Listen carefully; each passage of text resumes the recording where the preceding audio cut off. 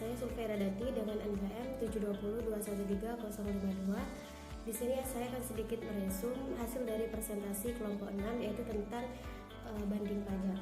Yang pertama yaitu tentang alasan mengapa adanya pengajuan banding pajak. Nah, banding pajak ini merupakan upaya hukum yang dilakukan apabila wajib pajak merasa tidak puas atau tidak sependapat dengan hasil surat ketetapan pajak.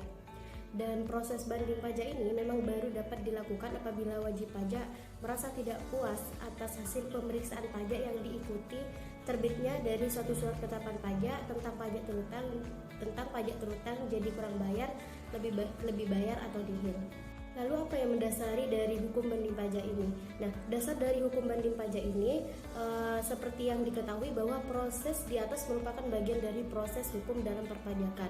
Nah, mengenai dengan banding pajak, dasar hukum yang menaunginya ini adalah Undang-Undang Nomor 14 Tahun 2002 tentang Pengadilan Pajak. Sementara proses hukumnya meliputi keberatan, banding, hingga peninjauan kembali. Dalam proses hukumnya yaitu yang pertama tentang keberatan. Nah, sebagai wajib pajak, kalian memiliki hak untuk mengajukan keberatan atau suatu ketetapan pajak. Caranya dengan mengajukan keberatan secara tertulis kepada DJP. Surat pengajuan keberatan ini paling lambat bisa kalian ajukan 3 bulan sejak tanggal dikirimnya surat ketetapan pajak atau sejak tanggal pemotongan atau pemungutan. Dan wajib pajak bisa melewati waktu yang telah ditetapkan asalkan wajib pajak mampu menunjukkan bahwa waktu tersebut tidak dapat dipenuhi karena keadaan atau terjadi suatu hal di luar kuasa wajib pajak.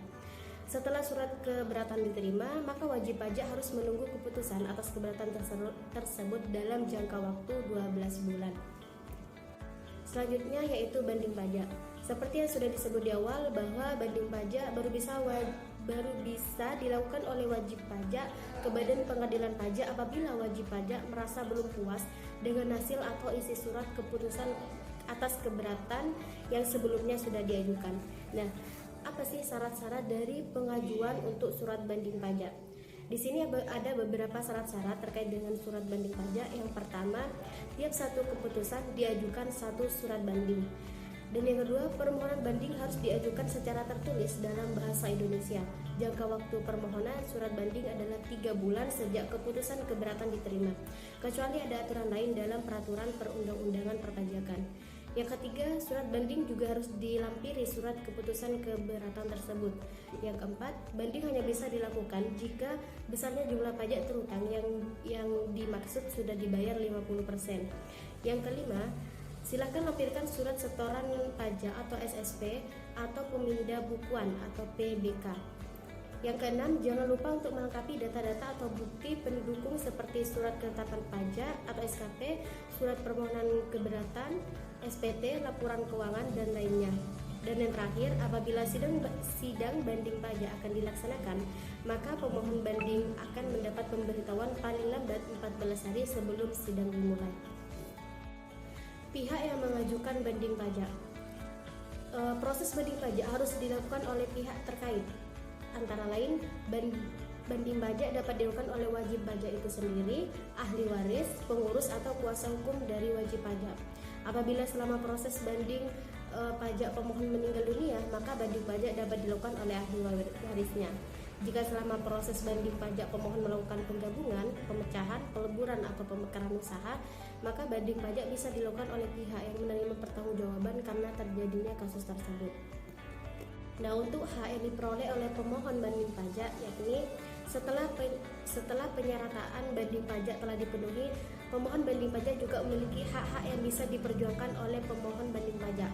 Nah, haknya itu meliputi selama jangka waktu 3 bulan sejak diterimanya keputusan yang berbanding pajak, pemohon banding berhak melengkapi surat bandingnya untuk memenuhi ketentuan yang berlaku. Surat bertahan bisa dimasukkan dalam jangka waktu 30 hari sejak diterimanya surat uraian banding pajak.